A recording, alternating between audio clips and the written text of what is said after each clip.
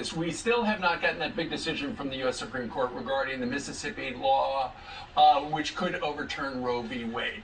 It sounds like what the Supreme Court is going to do is they're going to come out with some rulings today, and they've added an extra decision day tomorrow, which is curious. And if they, in the past, on decision day, they have had everybody in the Supreme Court in the big room, and they would read the verdict.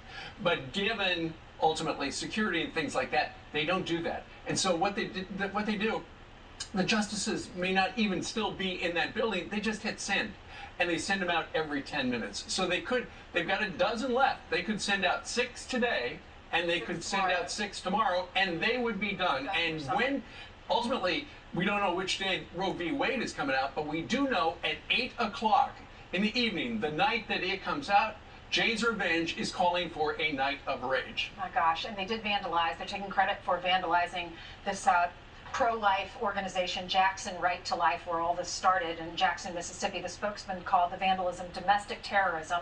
And that office is also shared by a Michigan Republicans campaign office. It's Congressman Tim Walberg. And it was vandalized. Look at this. Windows were broken. You can see his campaign pictures. Windows broken. There was spray paint. And Tim Walberg said, "I never shy away from my record as a strong conservative and defender of life. This strong record puts me in the crosshairs of those on the radical left, but I will never stand down or compromise my convictions. And knowing the people at Jackson Right to Life, this will only strengthen their determination to protect the unborn." The question is the White House going to condemn the violence? They are telegraphing that there have been violence. There are going to be more violence, and that was brought up to the press secretary yesterday, Karine Jean-Pierre, and here's how she answered. The president has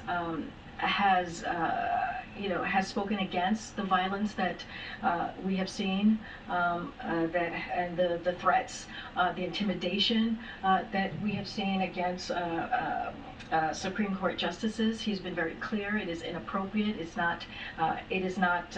It is not part of our. Should not be part of our political discourse. And he has condemned that. From himself, and also he just recently signed the security funding that's going to be for the Supreme Court justice. He signed that this past Thursday. Okay, Steve, thank you for pointing out, though. I want to correct myself really quick. That was in Michigan, not Mississippi. There is a Jackson, Mississippi, but that was in Michigan. There is, and in fact, they vandalized the Right to Life office next to the congressman's office, but apparently earlier they targeted a random person's house by accident and spray painted a random person's house before they made their way over there. Well, the White House can condemn it. I mean, are they going to come out and just say, "Hey, we know people are thinking about a night of rage. Just pull the plug on it. Don't do that." They need to be a little louder on it. I don't know how many people carried her statement. I mean, she was clear. They condemn it.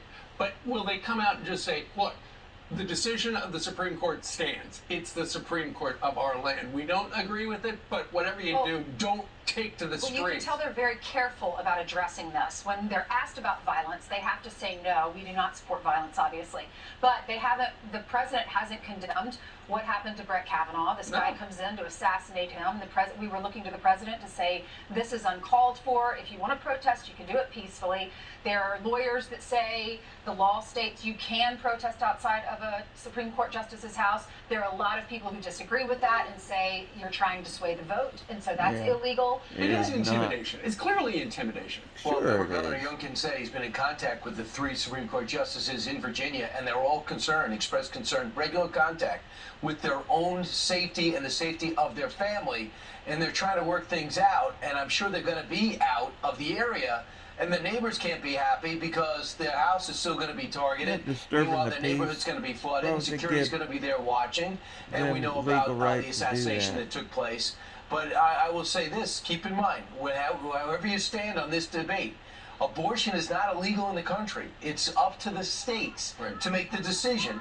And places like Virginia, Governor Youngkin didn't commit and didn't reveal what Mississippi has done, what Oklahoma made it clear, what Texas has made clear. There's a lot of so-called purple states that have to make some big decisions. What would you do if you lived in that neighborhood?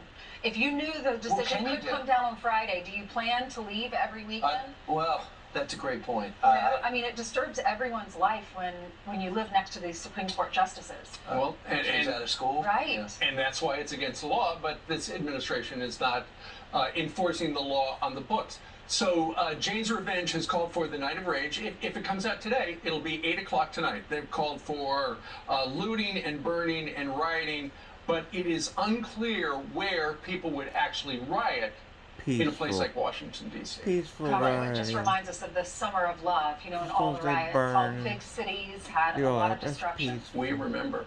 All right. Meanwhile, coming up on this Thursday, as the Biden administration looks to punish border agents for a fake whipping incident, 3 former border chiefs are sending a warning to the White House. Ron Vitiello is one of them, and he's going to join us live. You'll hear from him coming up next.